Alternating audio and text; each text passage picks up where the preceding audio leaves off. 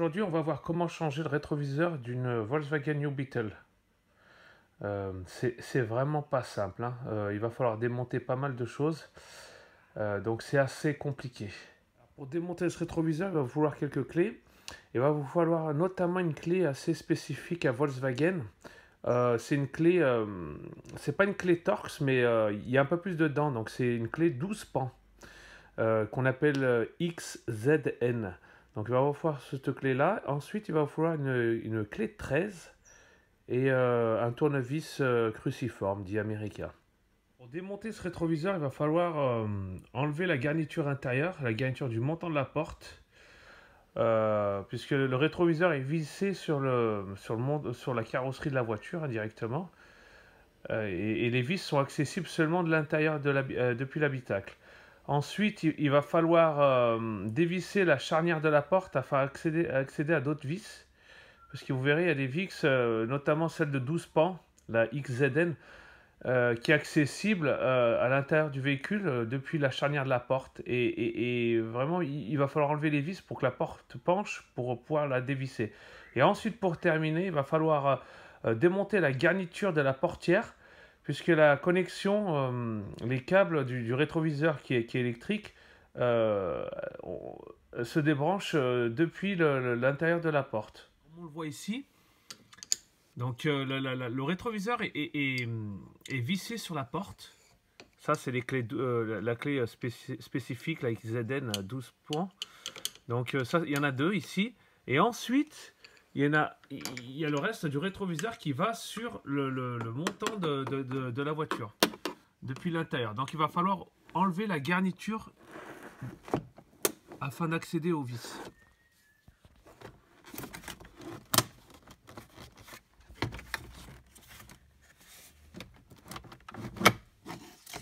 Ouais.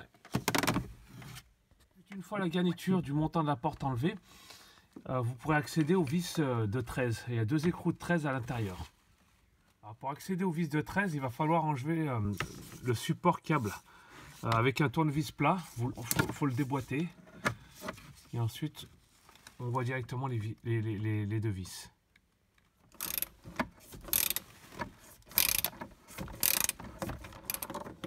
Ensuite, une fois les deux écrous enlevés de 13 ici, on va passer sur la charnière de la porte. Et là, il va falloir ce petit pan là, assez spécial. C'est particulier à Volkswagen, hein. Sauf que, vu que j'ai pas beaucoup de place, je vais pas prendre la rallonge. Du moins, je vais pas prendre la clé à cliquet pour l'utiliser. Ce que je vais faire, je vais le mettre dans l'écrou et je vais utiliser une clé de 10 pour pouvoir le dévisser. Ensuite, on va enlever le cache du rétroviseur ici et il s'enlève depuis l'intérieur du véhicule. Il va falloir utiliser une clé Torx de 15, numéro 15. Alors, une fois les deux écrous de 13 enlevés, ça va débloquer un petit peu la porte, puisqu'avec cette petite clé spécifique là, de 12 pans, il n'y a pas assez de place pour passer. Ici, on peut, mais il faut une grande clé 13 parce que les vis sont tellement serrées qu'avec une petite clé à fourche comme ça ne vous suffit pas. Il n'y a pas assez de force pour les dévisser. Et la seconde qui est plus bas, elle est beaucoup, c'est exigu. Voilà, on ne peut pas passer une clé, c'est un peu galère. Donc le fait d'avoir enlevé les deux écrous de 13, ça va permettre à la porte de tomber un petit peu. Voilà, donc ça nous fera plus d'espace pour travailler. Voilà. Donc la porte est en train de tomber, voilà. Elle part en travers. Mais bon, elle tient, il n'y a pas de problème. Grâce à cet espace gagné, on va pouvoir utiliser la clé à cliquer puis dévisser avec la clé.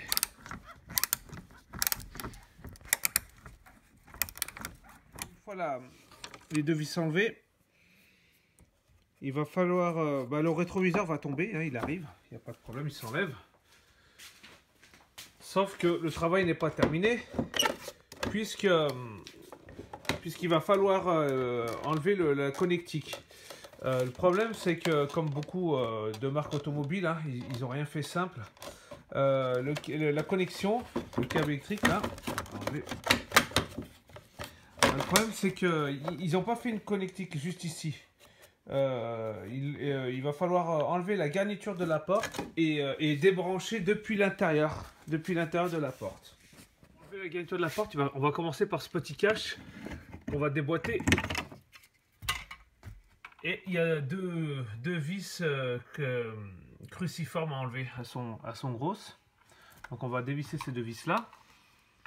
Ensuite, une fois dévissé les deux vis là, il va falloir enlever d'autres vis qui sont plus bas. C'est du Claytorx et c'est de la taille 15. Donc il y en a 3. Il va falloir dégrafer la porte tout autour, dégrafer avec le tournevis, et il va falloir la lever, la soulever pour qu'elle sorte de la porte. Ensuite, il va falloir enlever ce cache. Ce petit cache, il est accroché au rétroviseur, hein, il en fait partie. Donc pour l'enlever, pourquoi faire simple quand on peut faire compliqué? Donc il va falloir enlever ce caoutchouc là, d'accord? Et puis c'est pas terminé. Il va falloir enlever ce petit lèche-vitre là. Pareil, un autre caoutchouc. Et en dessous, il y a deux vis cruciformes. Le caoutchouc, moi je vais m'y prendre depuis le côté droit. Parce que côté gauche, j'ai tiré. Et effectivement, deux vis cruciformes. Une en haut et une plus bas. Voilà. Moi je vous conseille pour enlever ces deux vis à l'intérieur de mettre un chiffon. Puisque il y a un trou là. Tout de suite, ça va à l'intérieur de la porte.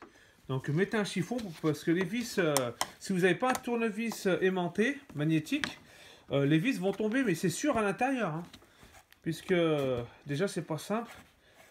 Donc moi je mets un chiffon au cas où. Voilà. Comme ça la vis, si elle tombera là. Une fois les deux vis enlevées, donc le cache il va venir, le rétroviseur voilà. Donc moi mon cache, je l'ai cassé en voulant l'enlever. Je savais même pas qu'il y avait deux vis à l'intérieur. Mais heureusement, dans le rétroviseur que j'ai acheté, il est neuf. Il n'est pas abîmé du moins, donc voilà, on peut le jeter. Le seul hic, c'est que pour le câble, le fil électrique là, qui passe à l'intérieur de la porte, le problème c'est quand j'ai enlevé la garniture de la porte, j'ai eu la désagréable surprise de trouver une plaque. Il y a une plaque, une tôle noire à l'intérieur, avec encore pas mal de vis. Donc voilà, l'intérieur de la porte n'est pas accessible seulement en enlevant la garniture, mais aussi également en enlevant la plaque qui se trouve à l'intérieur. Donc moi, je ne vais pas me compliquer la vie, c'est déjà assez compliqué comme ça.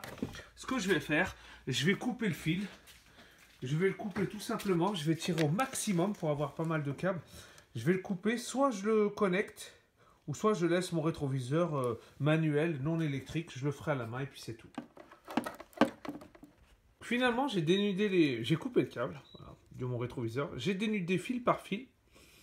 Et concernant le nouveau rétroviseur, il a cette connectique là. Le problème c'est que j'ai ce connectif femelle, j'ai pas le côté mâle, hein, donc ce que j'ai fait par chance, j'ai trouvé des petites cosses dans ma caisse à outils et je vais brancher ces petites cosses. Il en faut 5 hein, parce qu'il y a 5 fils. Je vais les brancher sur les câbles que j'ai dénudés là-haut et je vais les connecter à cette borne là. Je vais les connecter une par une et je vais pouvoir jouir de mon rétroviseur électrique. Moi c'est terminé, j'ai pu faire ma connectique, hein, j'ai mis les petites cosses. Je vais enrouler mon câble et je vais pouvoir brancher sur la connectique. Avant de mettre la connectique, je vais remettre le cache en plastique qui va ici avec les deux clés. Les deux vis cruciformes. Une fois le cache mis, alors tout à l'heure c'était un tournevis cruciforme depuis l'intérieur de vis là, et par contre sur celui-là, le nouveau là, c'est Torx. Donc bizarrement c'est pas les mêmes vis. Donc on remet le lèche-vitre qui est ici, et ensuite on va remettre le caoutchouc qui fait le tour de la voiture, de la porte. Une fois le cache remis, tout fermé, nickel, on va s'attaquer à l'intérieur, on va remettre les vis avec la clé spécifique là. Donc on va commencer à visser à l'intérieur. Voilà. Une fois les deux vis mises là, on va s'attaquer à ceux de la charnière. Voilà, parce que la porte justement elle penche. Donc on va les remettre à l'intérieur avec la clé de 13. Une fois les deux vis mises là, on va remettre tous les câbles électriques là avec le cache du montant de la porte et on va s'attaquer à ces deux vis-là du cache rétro. Voilà, on va remettre les deux vis. Pour terminer, donc il n'y avait qu'une seule vis, hein, ici à l'intérieur, en réalité. Et ben voilà, le rétroviseur a été mis en place. Terminé.